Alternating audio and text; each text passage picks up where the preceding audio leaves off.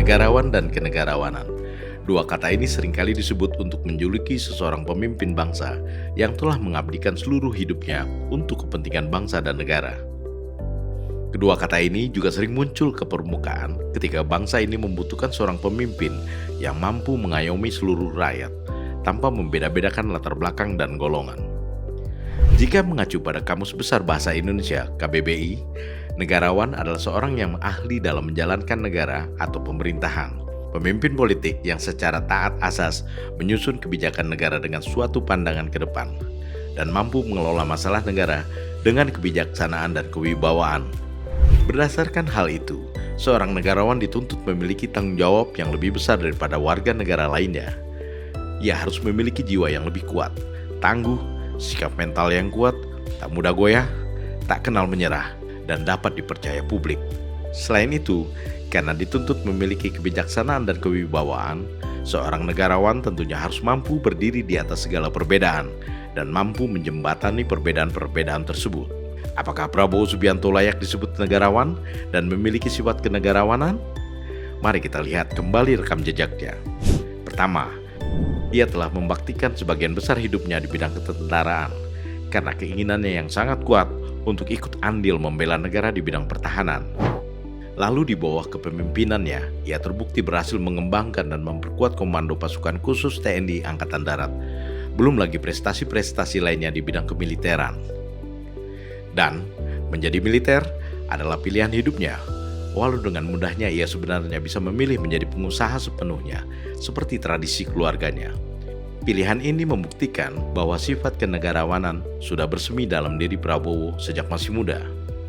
Kedua, Prabowo juga terbukti mampu mengelola negara. Hal ini antara lain terlihat dari keberhasilannya sebagai Menteri Pertahanan, serta keberhasilan di bidang-bidang kenegaraan lainnya.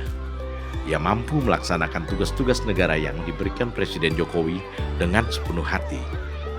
Kemampuan mengatasi masalah-masalah negara adalah bagian dari kenegarawanan.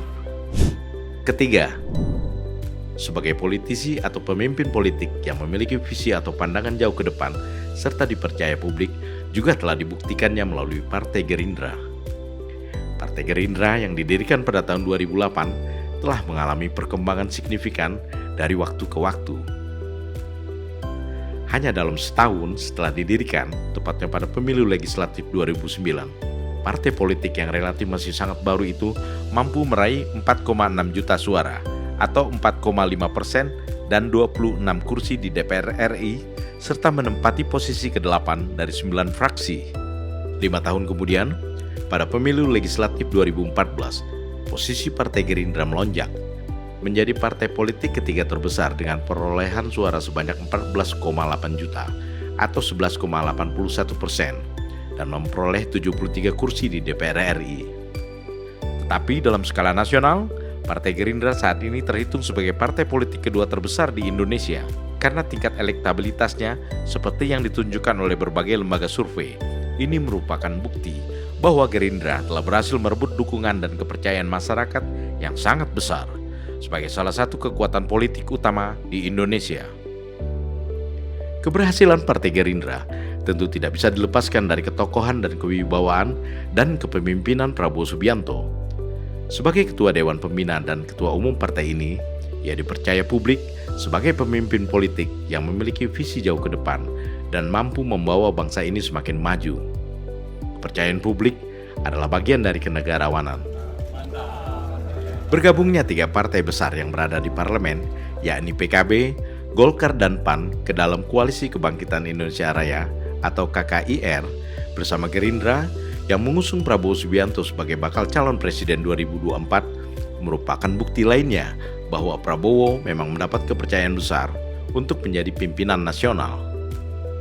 Seorang negarawan juga dituntut memiliki kebesaran jiwa atau kelegaan hati dalam menghadapi berbagai perbedaan, termasuk ketika berhadapan dengan rival-rival politiknya. Kita harus jadikan dia gubernur terbaik di dunia.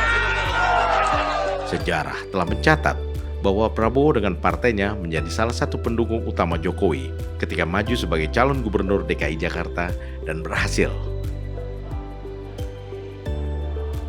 Tetapi Prabowo tidak keberatan sewaktu Jokowi maju sebagai calon presiden yang langsung berhadapan dengan dirinya dalam 2 kali perhelatan Pilpres. Bahkan Prabowo sangat menghormati Jokowi dan bersedia bergabung dalam pemerintahan. Sikap ini tentunya bersumber dari kelegaan hati, bersedia menerima kekalahan dan bersedia menerima lawan menjadi kawan. Sejarah juga mencatat bahwa Prabowo adalah pendukung utama Anies Baswedan sewaktu mantan Mendikbud itu menjadi calon gubernur DKI Jakarta. Prabowo berhasil mengantarkan Anies menjadi orang nomor 1 di ibu kota. Dan Prabowo tidak keberatan begitu mantan gubernur DKI tersebut maju menjadi bakal calon presiden yang diusung oleh koalisi perubahan yang berarti akan berhadapan dengan dirinya pada gelaran Pilpres tahun depan. Prabowo juga berhubungan baik dengan bakal calon presiden Ganjar Pranowo yang diusung PDIP. Bahkan keduanya terlihat akrab ketika bertemu dalam berbagai kesempatan. Prabowo pernah mengatakan bahwa calon rivalnya pada gelaran Pilpres 2024 adalah putra-putra terbaik bangsa ini yang sudah sewajarnya diberi kesempatan. Mereka dua-duanya adalah putra terbaik bangsa Indonesia juga.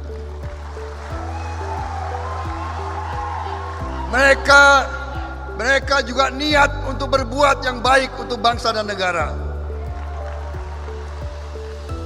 Mereka juga, saya kenal, mereka juga sahabat-sahabat saya. Jadi jangan kita mau diprovokasi, jangan kita menjelek-jelekan siapapun, saudara-saudara sekalian. Bagi Prabowo tidak ada musuh pribadi, apalagi musuh politik, karena persatuan nasional berada di atas segalanya. Ia bersahabat dengan semua pemimpin partai politik, seperti persahabatannya dengan Jokowi sejak yang bersangkutan masih menjadi wali kota Solo. Prabowo juga tidak pernah marah, bahkan sama sekali tidak bereaksi jika ada hujatan terhadap dirinya, baik hujatan tersamar maupun hujatan terang-terangan. Kita memerlukan pemimpin yang memiliki sifat kenegarawanan seperti ini. Pemimpin yang lebih mengedepankan kepentingan bangsa ketimbang kepentingan pribadi dan kelompoknya.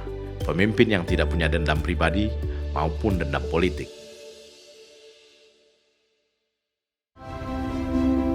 Prabowo Subianto, the man of our time.